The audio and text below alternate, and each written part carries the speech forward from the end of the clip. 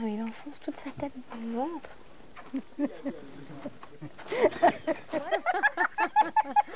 Qu'est-ce que vous avez fait? Ah, c'est vraiment, il retire le mâle. Il le crache.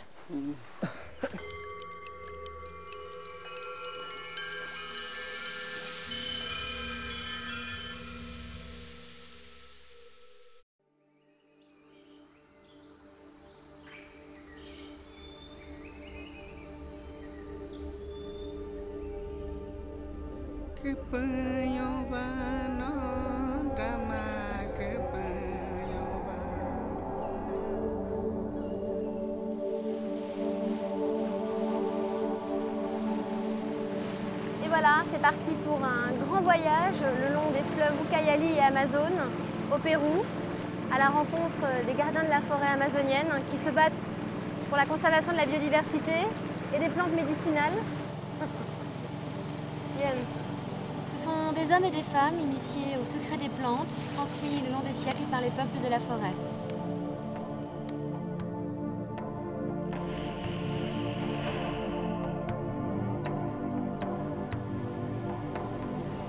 Plus de 1500 km m'attendent entre Iquitos et Puerto Maldonado. On est parti.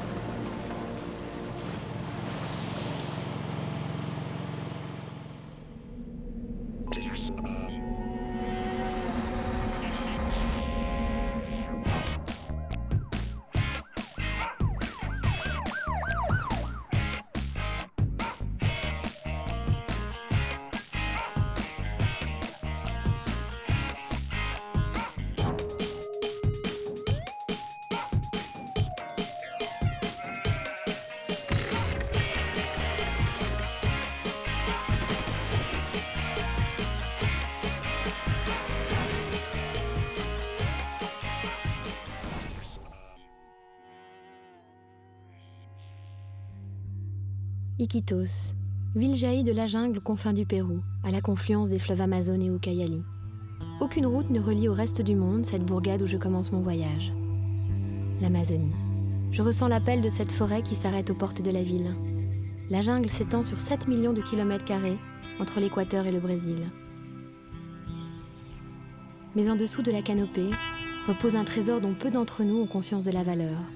Un trésor qui part en fumée chaque année à mesure que la déforestation progresse. Les plantes médicinales recèlent des propriétés vitales pour la santé de l'homme. Elles disparaissent avant même que les pharmacologues aient pu répertorier leurs vertus.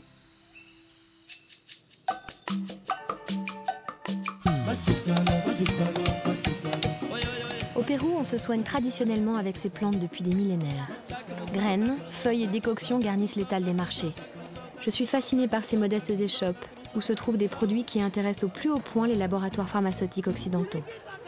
Ici, entre les allées colorées du marché, se cachent peut-être les molécules qui endigueront les épidémies de demain. Je cherche dans cette foule et cette agitation ce qu'on appelle les gardiens des plantes. Le petit marché de Belém. Bienvenue à Iquitos. Ah si? Muy bien. En Amazonie, chaque jour, l'équivalent de 44 terrains de football sont réduits en cendres et des dizaines d'espèces inconnues partent en fumée. Il est urgent de préserver ce biotope unique. Le gouvernement péruvien s'est engagé depuis 4 ans à protéger son patrimoine naturel en associant à ce combat les seuls gardiens de l'Amazonie, les peuples de la forêt. Ces sentinelles vers qui mon bateau me mène. L'Institut de recherche de l'Amazonie péruvienne a créé le projet de Mishana. Isaac Penduro le dirige depuis 3 ans. C'est un projet mené par l'Institut d'Amazonie, dont le centre d'action est la réserve de Mishana, créée en 2004.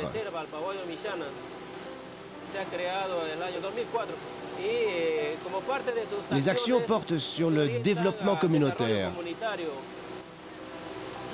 Nous avons mis en place des activités économiques alternatives aux moyens de subsistance traditionnels.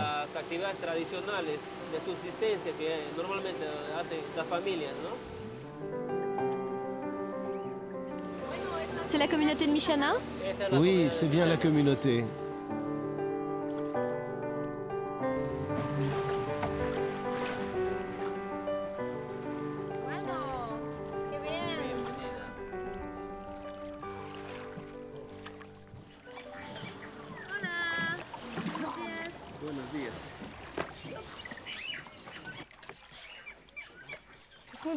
C'est magnifique, qu'est-ce que c'est?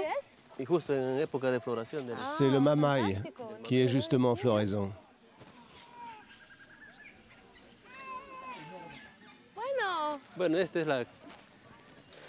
C'est la maison où nous élaborons les produits. C'est en quelque sorte une pharmacie vivante. Bonjour. C'est la señora Bonita et Je suis Eva ravie de vous rencontrer. et Don Pedro. Perfecto. Bienvenido. Bienvenue à nos amis français. Perfecto. Bonjour. Encantada. Gracias. Nous avons mis en place un projet d'alternative économique productif qui est de transformer les plantes médicinales en produits. Nous élaborons des teintures, des sirops, des pommades, selon la propriété de chaque plante médicinale. Ils vont nous montrer le processus de fabrication de ces produits. Perfecto, aussi. Hay una jardín. Il y a un jardin botanique? Oh. Oui, nous en avons un ici.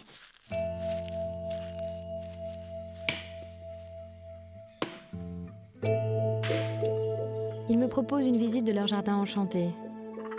La voûte de cette cathédrale domine un monde bouleversant où l'addition des fragilités de chacun construit l'édifice du vivant. Chaque être, en interaction avec les autres, mène la danse de l'équilibre sur le fil de la beauté. La forêt m'apparaît soudain comme un fantastique réservoir de solutions aux maladies de demain. Mais comment déchiffrer le mode d'emploi des plantes dans ce grimoire à ciel ouvert? Está muy bonito, hein, aquí. Ici, c'est un bosquet d'Arusacha.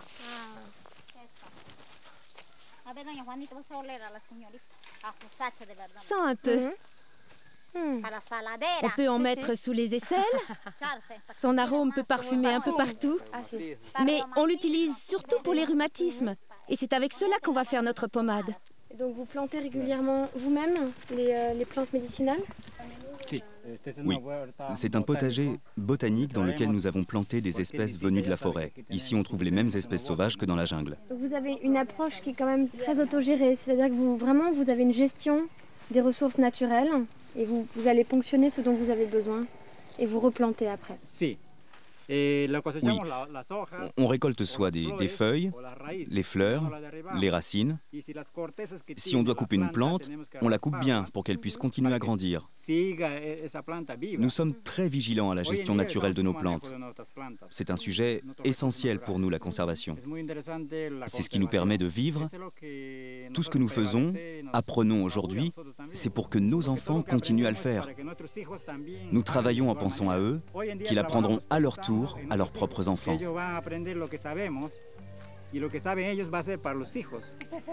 la protection de la naturaleza. Et la protection de la nature. C'est le poumon du monde que nous avons ici. Aujourd'hui, il s'agit de transformer les plantes en produits. On ne vend pas des feuilles ni des écorces, mais une pommade ou des sirops. C'est une activité qui démarre. Nous commençons à valoriser nos ressources. Nous retournons au laboratoire, chargé de la récolte d'Arusacha, qui servira à la fabrication de notre pommade.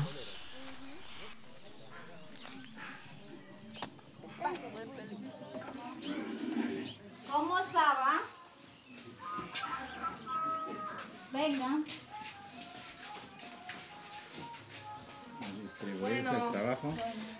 Ça va bien là? Muy calor, hein? Sí. Alors, j'opère qui? Qui je commence à opérer? Eh bien, nous allons procéder à la découpe de la plante que nous avons cueillie pour en faire la teinture mère de la pommade. On la met dans l'alcool à 96 degrés dans ce pot. On fait une macération de 15 jours minimum, maximum un mois, pour que les principes actifs de la plante soient distillés et passent dans le liquide. Ça peut être des fleurs, des écorces, des racines, des feuilles. La teinture est la base de la préparation des pommades.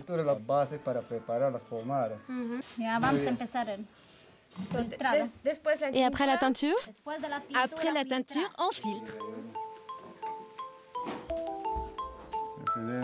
La pommade, une fois constituée, aura les mêmes vertus que l'arnica. Les 3/4 des médicaments que nous consommons en Occident sont issus des plantes.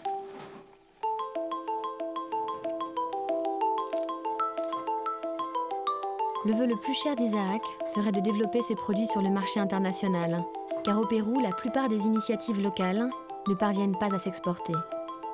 Pourrait-on imaginer pour les pommades de Michana le même destin que celui de certaines molécules découvertes dans les canopées amazoniennes et qui, sous l'impulsion des laboratoires internationaux, ont inondé les pharmacies du monde entier? C'est vraiment la chimie, c'est magique, hein? Es mágico. Es fuerte. On va pleurer tous les deux. Ese es el mentol. Sí, el mentol. Sí.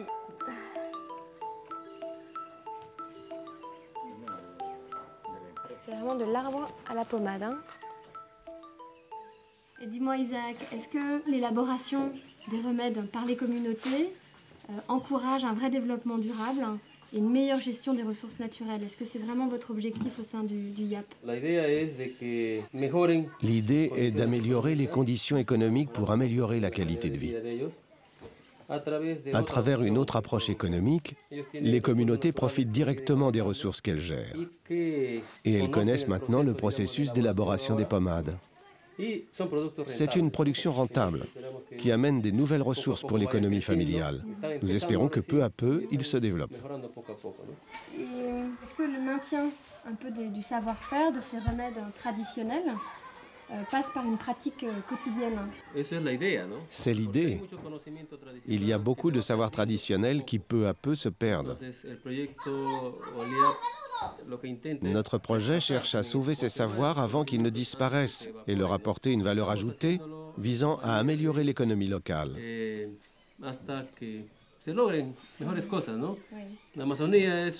L'Amazonie est un monde à découvrir. Et nous sommes en train de le faire avec eux. Quel espoir! Exactement. Tu vois, c'est super parce que je vais pouvoir en prendre quelques-uns pour mon voyage à travers le Pérou jusqu'à Puerto Maldonado. Donc comme ça, si j'ai un peu mal quelque part, je me fais piquer par des moustiques, je pourrais mettre de votre pommade. Si, hein? Gustoso, ¿no? Merci d'être venu jusqu'à nous. Merci à vous. Trop de fois dans l'histoire, les secrets des plantes médicinales ont été pillés par la logique des groupes pharmaceutiques, sans égard pour les communautés qui en étaient les dépositaires. Elles ont le pouvoir d'offrir au monde des médicaments encore inconnus et celui d'exiger qu'on ménage leur jardin sacré au nom de notre avenir commun.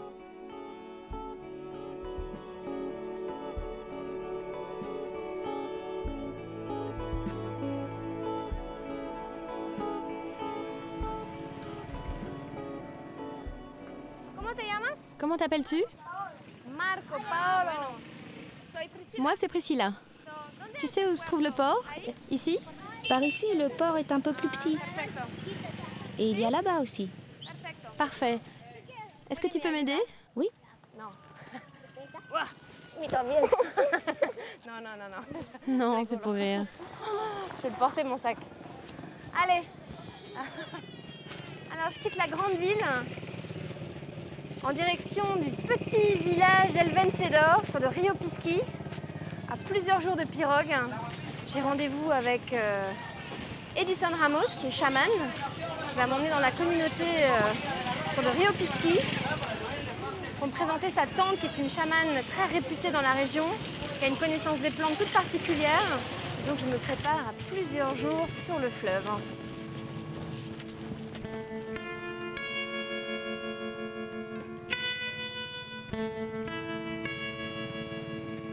¡Oye! Edison, Julio!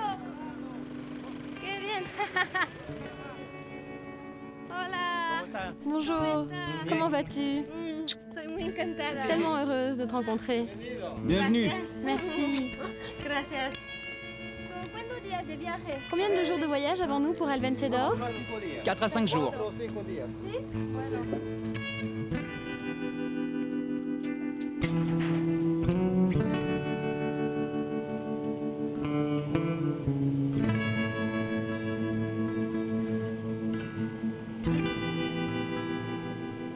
Ce village perdu au cœur de la jungle nous attend à quelques 500 km au sud d'Iquitos. Je pars y rencontrer Justina, femme chamane, respectée dans toute la région pour son savoir de guérisseuse. C'est parti, notre grand voyage en pirogue. Bueno. El Vencedor, ¿dónde es El Vencedor? C'est ici. C'est une petite communauté de plus ou moins 30 familles.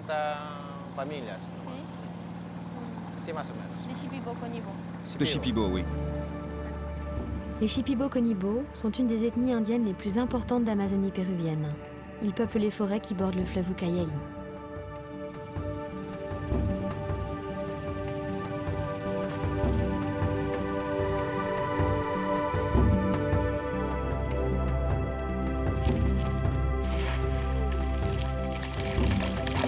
Miraculeuse, hein. On se calme. Ne vous parlez pas les poissons.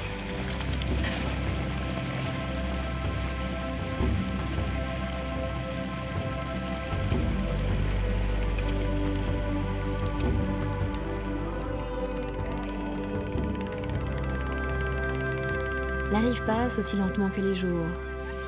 Sur les grèves, j'observe le cours des choses qui coulent au fil de l'eau. J'apprivoise le temps, qui en Amazonie s'écoule à moindre débit que le fleuve. Ma remontée vers El Vencedor me conduit aux sources d'un savoir ancestral. Chaque kilomètre gagné vers l'amont me rapproche des profondeurs de la forêt, où les peuples premiers ont forgé les connaissances que continuent à se transmettre les générations d'aujourd'hui.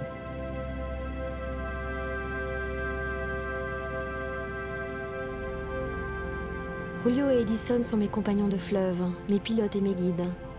Sans eux, il serait impossible de gagner la confiance des populations Shipibo, souvent réticentes à l'égard des Occidentaux.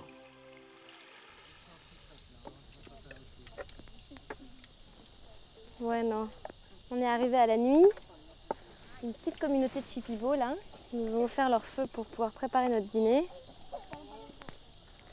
On a encore quelques jours de voyage en pirogue pour gagner El Vencedor. On n'est pas encore arrivé. Et voilà, c'est un petit dîner de pâtes. Comment c'est, ça bien? Comme ça va? Oui, merci. Alors dis-moi, on va rencontrer Justina, qui est ta tante. Qu'est-ce qu'elle a de différent?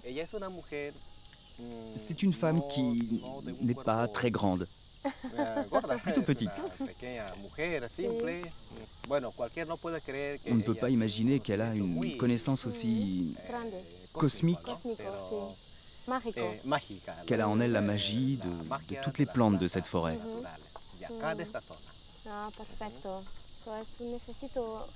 C'est urgent aujourd'hui que j'apprenne quelques mots du dialecte Shipibo. Hein? On va tout faire pour que tu l'apprennes vite. Comment dit-on? Comment tu t'appelles? Hein? Toi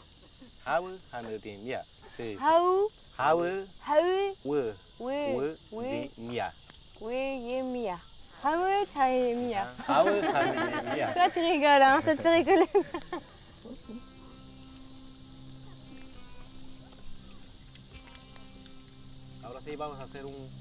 Nous allons bien dormir cette nuit. Notre pirogue est notre maison.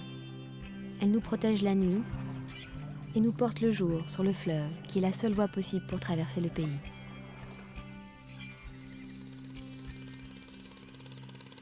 Le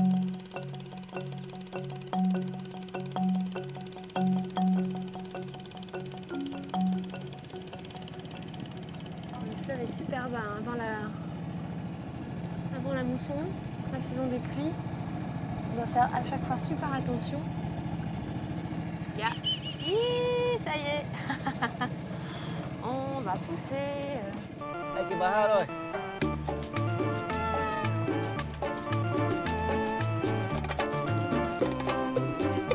Hay que bajar.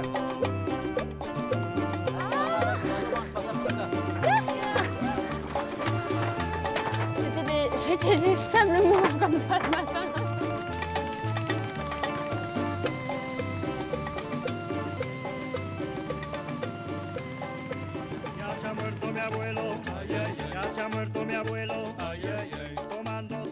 Plus l'objectif se rapproche et plus nombreux sont ces trains de bois fluviaux qui transportent vers Iquitos les stères de la forêt. Les bûcherons œuvrent au plus loin des villes, à l'abri des regards. J'ai devant les yeux les images du drame amazonien, ce va-et-vient incessant qui met à bas les hautes futaies et alimente des trafics clandestins à échelle planétaire.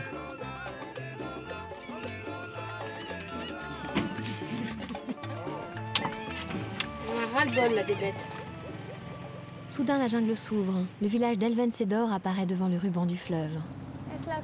C'est la communauté d'El Vencedor où nous allons passer nos prochains jours. 5 jours de navigation pour ce moment émouvant. Nous débarquons enfin sur la terre de Justina. Bonjour.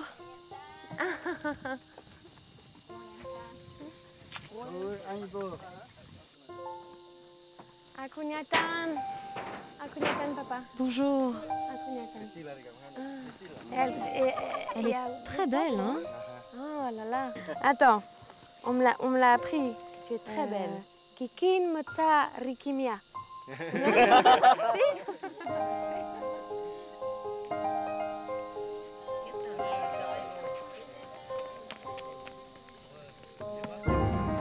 Parfois, les voyageurs parlent de la jungle comme de l'enfer vert.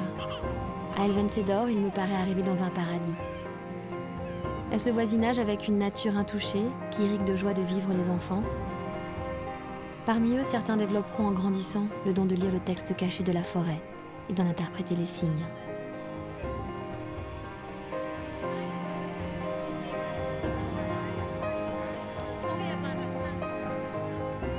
Je perçois les regards de Justina. J'espère qu'elle mesure à quel point les intentions qui m'ont conduite vers elle sont sincères. Les heures passent jusqu'au soir, installant entre nous deux le silencieux dialogue de la pensée. Grâce à Julio et Edison, les villageois m'ont ouvert leurs bras à mon arrivée. Au cours de la réunion de ce soir, je sens qu'ils m'ouvrent leur cœur.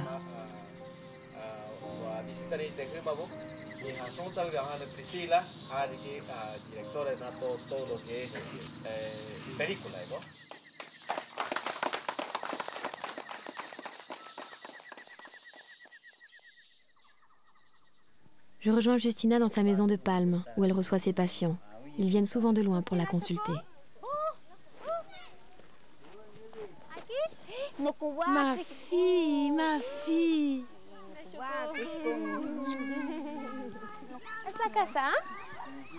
Rentre, c'est ici ma maison.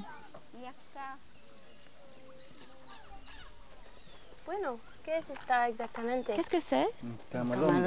Camalonga. C'est pourquoi? Quand est-ce que vous utilisez ce remède? C'est contre le mal de ventre. Ce sont les remèdes que nous préparons à base d'oignons et de plantes.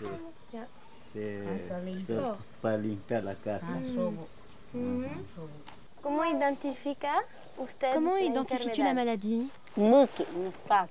On prend le pouls, on sent l'énergie de la personne en haut de sa tête. Et de là, on sait ce qui se passe. S'il s'agit de mauvaises énergies environnantes, de mauvais esprits, c'est facile à soigner et le patient peut se rétablir vite. En cas de sorcellerie, c'est plus dur et le patient a beaucoup de mal à récupérer. Mon neveu est ici pour se faire soigner car il a des douleurs au ventre. Je vais d'ailleurs l'examiner. Bonjour.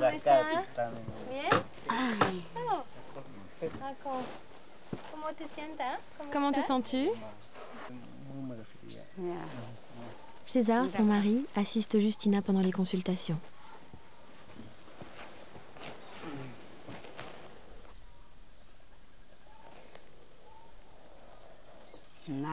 Ses douleurs partent de là.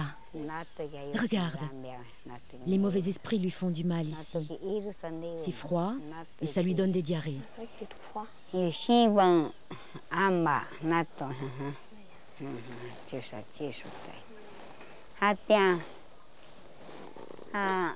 César va lui aspirer le mal, mais nous pourrons mieux le traiter ce soir pendant la cérémonie.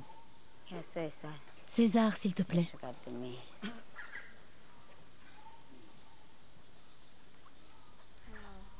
Le souffle guérisseur.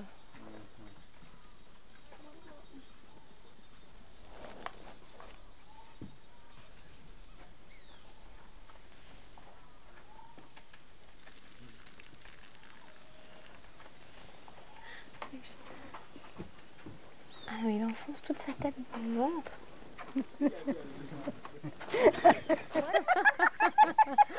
Qu'est-ce que vous avez fait? C'est vraiment, il retire le mal. Il le crache. Bueno. Comment te sientas? Comment tu te sens? Sí? Bueno. Mieux? Cuídate, hein? Fais attention, Que te vaya hein. bien, hein? Prends soin de toi. Bueno, que te vaya bien. Et pour moi, para mí, es posible C'est possible de voir? de ver?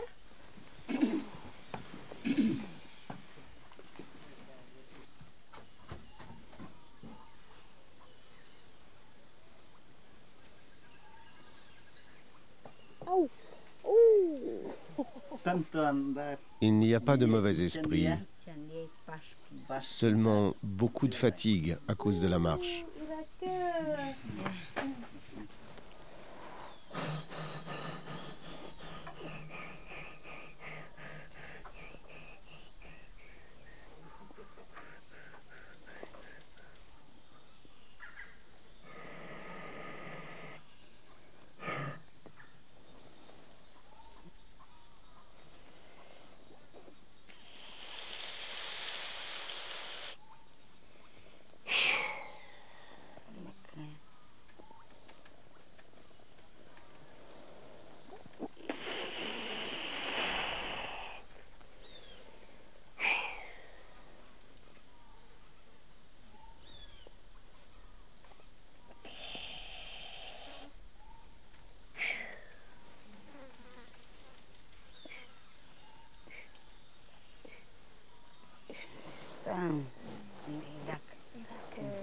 Irak et Justina. Que représente le souffle que tu viens de me faire là maintenant? Je t'ai soufflé avec cette eau fleurie que j'ai préparée pour que tu retournes chez toi en bonne santé. Je t'ai mis des protections qui t'accompagneront. Merci. Merci Dans beaucoup. ton pays, je serai avec toi à travers mes rêves et mes visions. Tout ce qui n'allait pas dans ta vie ira bien. À présent, tu es protégé. Maintenant, on va aller chercher de l'ayahuasca et des plantes en forêt pour la cérémonie de ce soir. Allez, viens, on y va. Alors, je vous accompagne.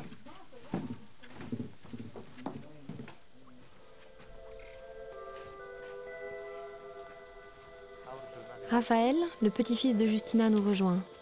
Elle le forme à sa science des plantes et caresse l'espoir que son disciple perpétue son savoir. Pour chaque maladie décelée, Justina puise un remède dans la luxuriance de la jungle.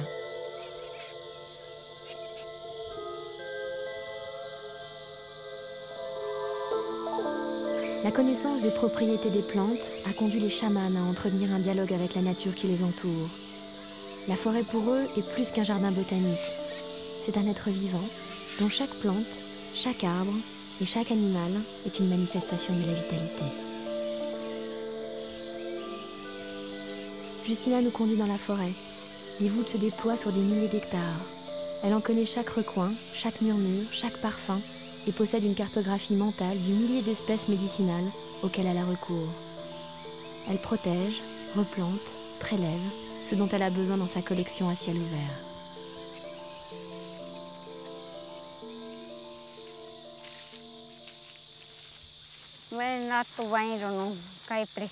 Nous allons emprunter ce chemin, Priscilla, pour trouver des plantes médicinales. Cette forêt recèle tout ce dont nous avons besoin pour constituer nos remèdes.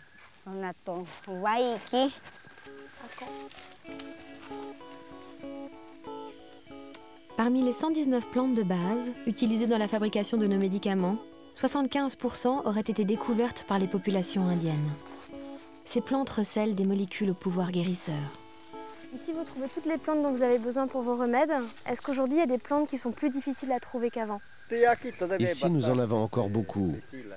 On trouve tout ce qu'on veut. C'est comme une pharmacie naturelle. Una botica, una selva mágico. C'est une forêt magique, Una farmacia natural. une vraie pharmacie naturelle. Exactamente. Ah, fantástico. Bueno. Regarde, c'est un remède que tu donnes à boire aux enfants quand ils sont proches de la mort. Tu le fais bouillir et tu lui donnes une cuillerée chaque matin. Cette plante est purgative.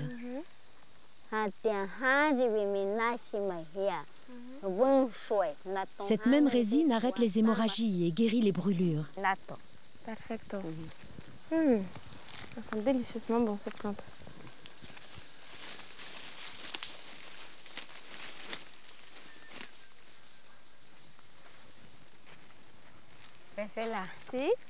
C'est un autre remède. C'est le cachitapon. On l'utilise quand une femme n'arrive pas à tomber enceinte. Il faut la manger chaque matin. Goûte, c'est sucré. Ça, on peut la croquer comme un radis. Il faut diéter cette plante pendant plusieurs semaines avec un régime strict. Pas de sel, de sucre, de porc ni de matière grasse pour que l'énergie de la plante puisse agir. Et après ça, 3 enfants. Pour la bonne cause, hein. Bon, je vais peut-être pas trop en manger parce que je vais avoir trop d'enfants après.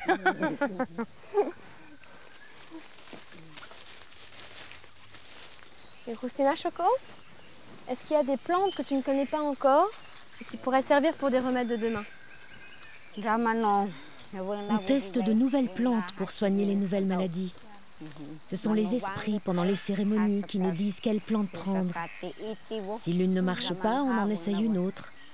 La nature est loin d'avoir livré tous ses secrets. Il en reste encore beaucoup à découvrir en forêt. C'est fantastique pour les remèdes du futur. Alors on s'enfonce dans la forêt pour aller chercher de l'ayahuasca pour les cérémonies de ce soir. Ça, c'est l'ayahuasca du serpent que j'ai planté. Il y a une grande liane là-haut. Monte la couper.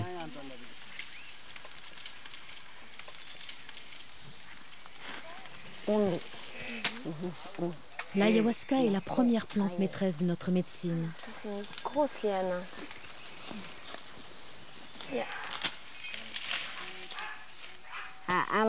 Elle nous apporte des visions et soigne les patients. C'est elle qui nous enseigne notre savoir. Nous l'utilisons pendant les cérémonies de guérison.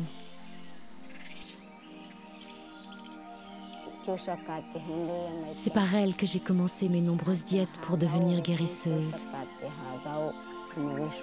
La liane d'ayahuasca permet de se connecter avec l'invisible, le monde des esprits qui te guide.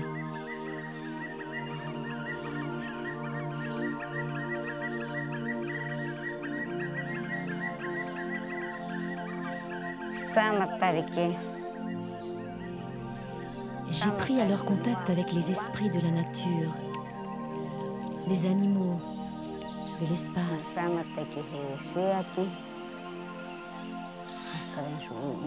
C'est l'esprit de la plante qui me dit « Regarde, c'est cette plante que tu dois utiliser pour soigner. Voilà comment tu dois la préparer et voilà la quantité à utiliser. »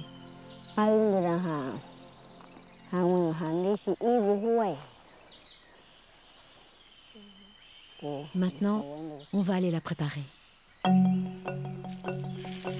Comment les chamans ont-ils pu parvenir à créer des médicaments à partir de savants mélanges de plantes? D'où tirent-ils leur science? Le soupçon d'une médecine fondée sur le hasard expérimental ne tient pas, lorsqu'on sait qu'il y a 80 000 espèces de plantes majeures dans la forêt amazonienne. Si les chamans avaient procédé à l'aveugle, ils n'auraient eu qu'une chance sur 6 milliards pour obtenir des résultats.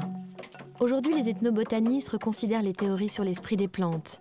La communauté scientifique étudie avec intérêt ce savoir ancestral et les sciences chamaniques autrefois conspuées. On broie l'ayahuasca pour extraire l'amertume de la liane. On la cuit ensuite avec la chacruna, qui est une autre plante maîtresse. La première donne les nausées, la deuxième les visions. C'est grâce à ces deux plantes de guérison qu'on obtient le nectar qui sera bu en cérémonie. Justina Choco, est-ce que pour toi c'est important d'avoir quelqu'un comme Raphaël afin de transmettre ton savoir, ta connaissance des plantes? Oui, c'est essentiel de transmettre ma connaissance psychomagique à mon petit-fils pour qu'il puisse à son tour l'enseigner. J'aimerais que la médecine traditionnelle de mon peuple ne se perde pas et que la protection de nos forêts soit respectée.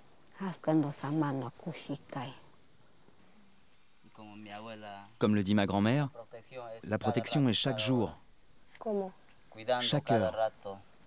On protège nos forêts, chaque plante, chaque fleur. On ne les laisse pas mourir. Nous les protégeons.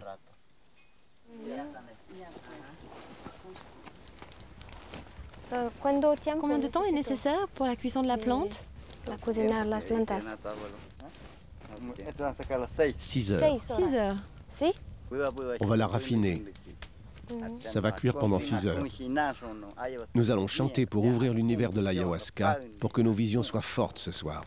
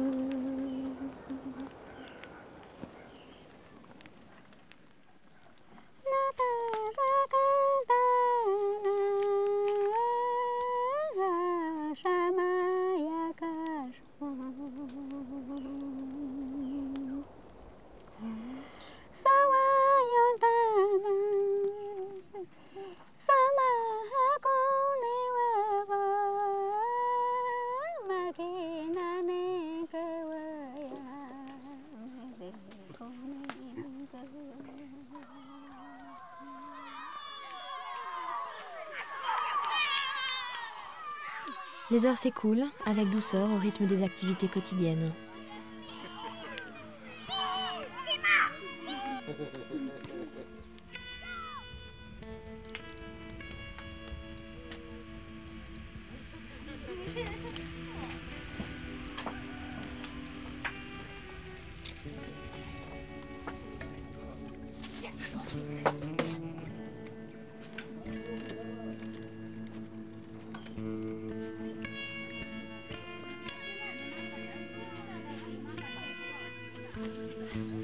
En fin de journée, la préparation est filtrée. Dense comme du sirop, couleur de miel, le remède d'ayahuasca est pourtant terriblement amer, presque intolérable.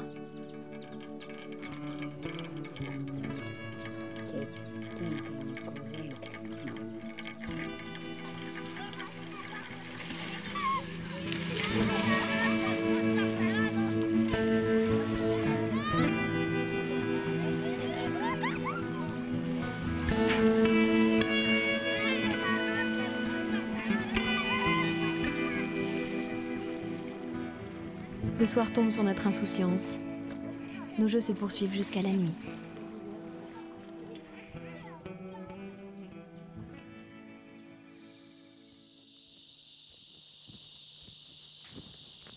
Alors c'est l'heure de la cérémonie.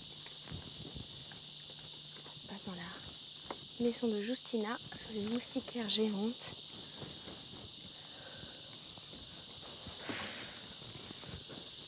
Oh ya, Choco. Le rituel commence à la nuit tombée et se prolonge jusqu'au petit matin. Chaque patient peut participer librement à la cérémonie autant de fois que le chaman le jugera nécessaire. L'expérience mystique n'est pas une pratique intégrée à nos cultures, et pourtant j'ai répondu à son appel sans peur. J'ai tenté de connaître cette vieille tradition et d'en comprendre les mécanismes.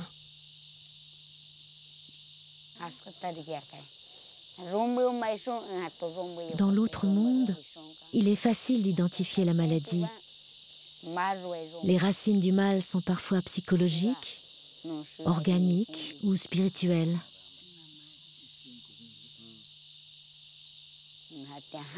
Quand on boit le nectar, on absorbe les esprits des arbres dans notre corps et on attend que l'ivresse arrive.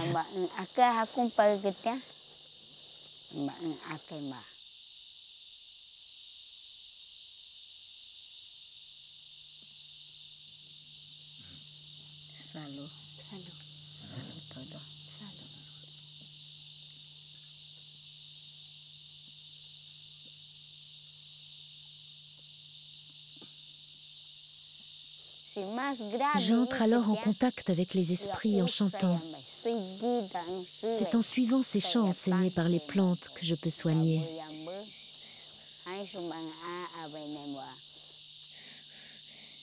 Impossible de se débarrasser du goût amer du breuvage. Chacun de nous est secoué de douloureuses nausées. Mon esprit quitte mon corps. Le temps et l'espace se dissolvent dans une lumière irréelle.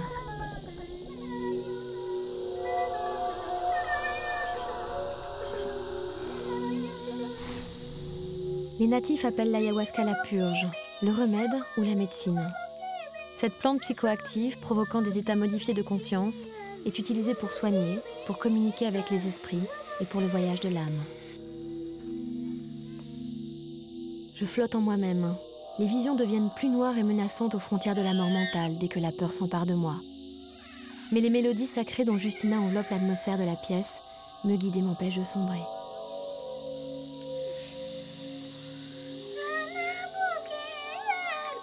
L'esprit est aiguisé, pointu, flexible. Les pensées et les images arrivent par vagues. Peu à peu, je pénètre le monde des esprits de la nature. Je sens la présence de l'anaconda à mes côtés, considérée comme la mère de la plante. Je ne sais plus qui de lui ou de moi est le serpent.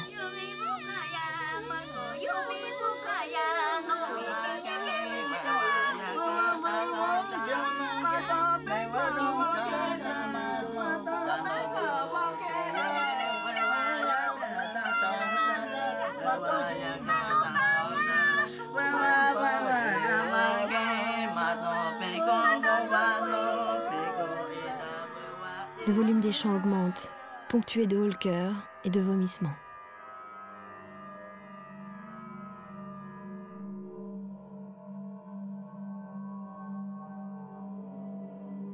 Les chamans ne s'arrêtent pas à l'apparence des choses. Leur regard perce la transparence du tout-être, explorant le plus profond de la psyché, décryptant les mécanismes mêmes de la pensée pour que se révèle ce monde invisible. Il m'est donné de voir ce rapport étroit avec la nature qui nous entoure. Les visions de l'univers se multiplient. Les êtres vivants, le cosmos, les plantes, l'eau, les animaux m'apparaissent intimement liés dans un tout universel.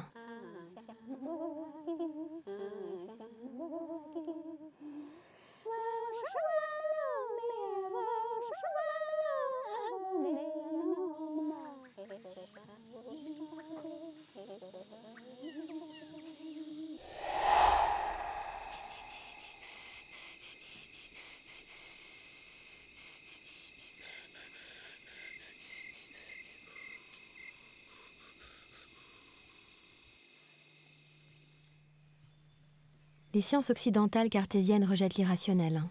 On oublie qu'avant d'écrire le discours de la méthode, Descartes affirmait l'avoir rêvé. Un rêve n'est-il pas un état modifié de la conscience? C'est avec respect que je me suis aventurée dans ce voyage chamanique, pour mieux comprendre l'étroite communion de l'homme et du vivant. Bonjour. Ce que j'ai entrevu m'éclaire sur les fantastiques capacités de l'esprit humain et m'offre un nouveau regard sur la nature. Invitamos a las autoridades, tanto agente municipal y señor teniente gobernador, lo que hemos tenido en ese.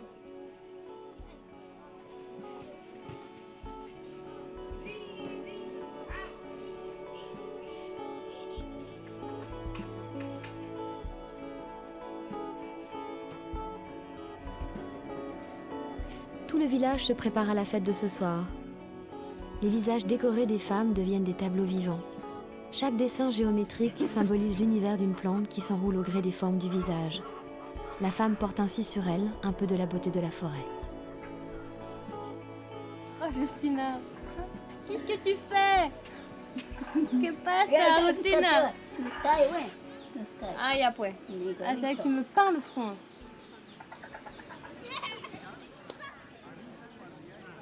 De génération en génération, la tradition Shipibo se transmet oralement. Les légendes, les danses, les chants, le tissage et la connaissance des plantes.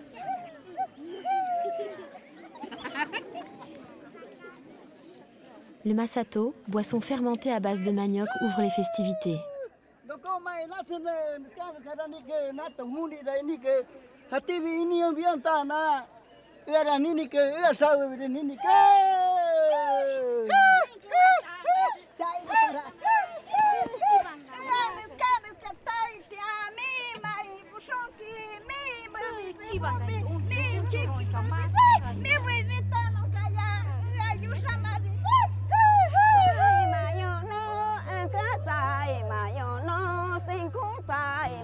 La fête à laquelle on m'entraîne célèbre un bonheur simple, celui d'être en vie, ici et maintenant.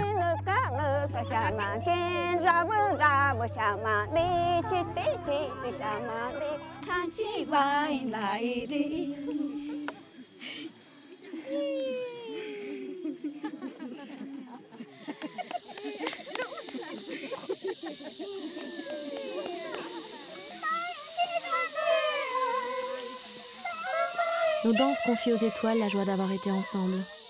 Je garde au cœur cette moisson de souvenirs récoltés avec Justina, César et Raphaël, gardiens d'un savoir ancestral.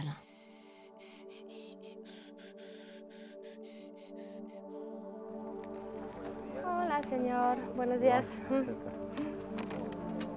Après 3 autres jours de pirogue, je m'envole jusqu'à Puerto Maldonado, à quelques 800 km au sud-est.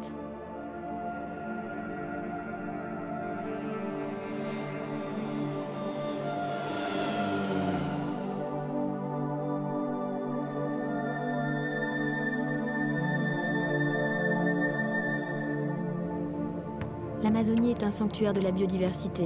Elle abrite 23 écosystèmes différents et renferme la plus grande concentration d'organismes biologiques de la planète. Les scientifiques estiment qu'il représente plus de 30% de l'ensemble des espèces connues dans le monde.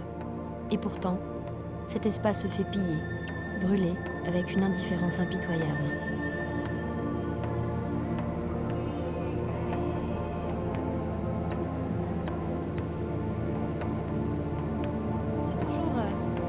Douloureux de prendre l'altitude parce qu'on voit vraiment la déforestation de manière flagrante, avec des parcelles complètement rasées dans cet océan vert.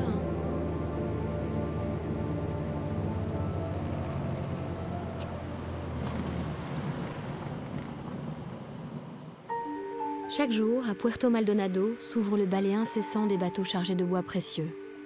Un grand nombre de compagnies forestières exploitent sans permis, coupent les hectares de forêt dans des zones protégées. Elles menacent ainsi les populations indiennes qui ont toujours vécu dans la région en exploitant rationnellement leurs ressources. Le commerce illégal du bois et le trafic des essences rares prospèrent, enrichissant la mafia locale et internationale. Julio Kutsuricci, indien Shipibo, se bat depuis plus de 10 ans contre la corruption et pour les droits des peuples autochtones. Il n'a jamais coupé les liens qui le retiennent à la forêt. Il en est devenu le porte-parole, et en avril 2007, il a reçu le fameux prix Goldman pour l'environnement.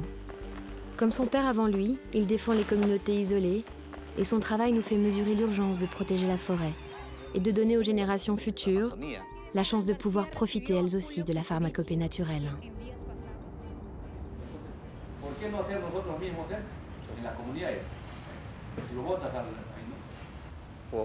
Si nous travaillons ensemble, nous irons plus loin. Cette réunion fait partie de l'essence même de votre travail, comme médiateur, porte-parole de l'Amazonie? Oui, cela représente une grande partie du travail de notre organisation et de ma propre personne. Et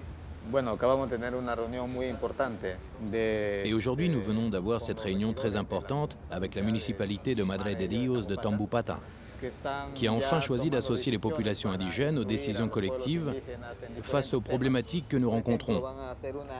Nous allons par exemple avoir une réunion décentralisée afin de créer un secrétariat indien.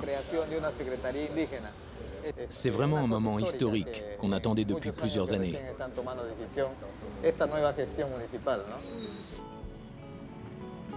Julio me propose de l'accompagner sur une de ses missions en forêt. L'acajou, tout comme le cèdre, est un bois précieux dont la coupe et le transport sont interdits depuis octobre 2001. L'acajou est au commerce illégal du bois, ce que la cocaïne est au trafic de drogue. Une plus-value inégalée. 1 mètre cube d'acajou s'achète 10 $ en pleine forêt. Un tronc représente environ 5 mètres cubes. Une fois travaillé en Syrie et découpé en superbes planches, le mètre cube se revend 1 200 $ aux États-Unis et en Europe. De quoi exciter les convoitises. 5000 m² de la forêt tropicale et équatoriale disparaissent chaque seconde. 8750 espèces d'arbres tropicaux sont actuellement menacées d'extinction et avec elles des centaines d'espèces de plantes médicinales.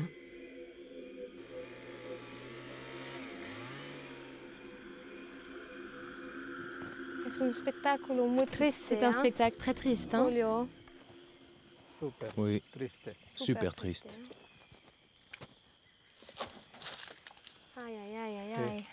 Que pense la terre-mère? Oh, elle souffre. Oui, elle souffre énormément. Oh.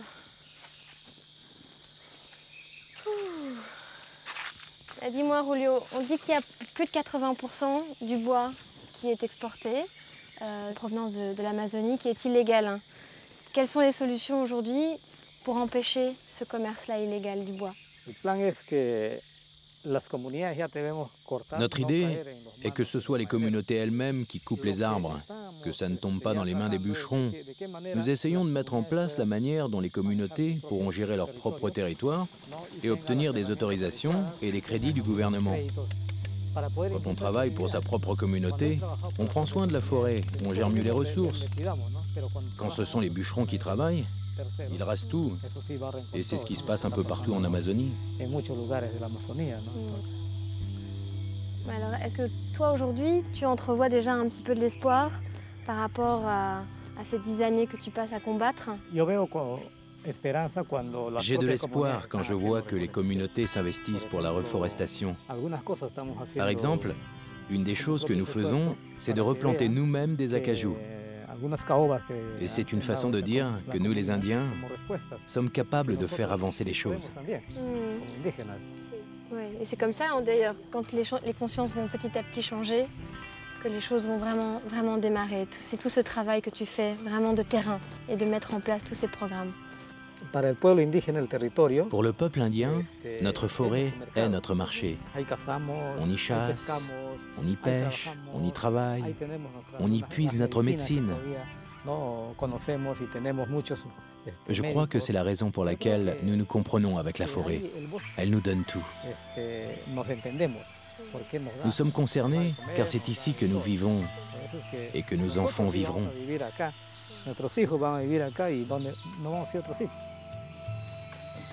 La spiritualité fait partie des peuples indiens.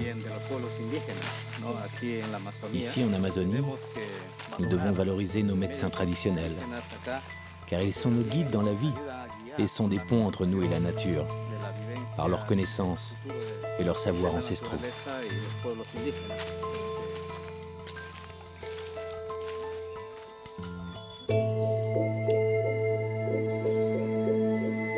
Notre société moderne n'aurait-elle pas de leçons à puiser dans la sagesse des Indiens? N'est-il pas temps d'accorder les battements d'un monde devenu fou aux pulsations de la forêt, d'écouter ce langage de la nature et de ses gardiens?